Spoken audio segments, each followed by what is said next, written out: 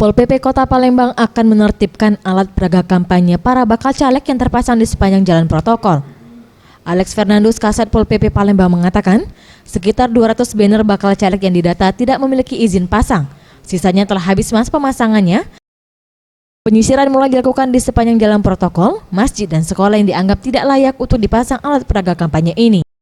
Ya, jadi merujuk kepada peringatan yang sudah diberikan oleh Dinas PUPR terhadap baliho-baliho yang reklame yang sifatnya komersil maupun itu sifatnya sosialisasi ataupun dalam rangka pemilu ataupun dan lain-lainnya tanpa izin, itu akan kita lakukan penertiban.